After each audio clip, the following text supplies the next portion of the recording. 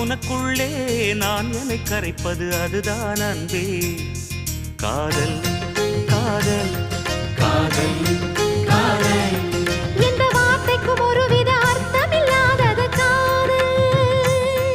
இரு பார்வைகள் மௌனத்தில் பேசுகின்ற மொழி காதல். இங்கு கீழ்த்திசை சூரியன் நேர்த்திசை தோன்றினும் பாதை மாறி போகாது. காதல் காதல் காதல் காதல். உன்னை நினைத்து நான் என்னை மறப்பது அதுதான் அன்பே.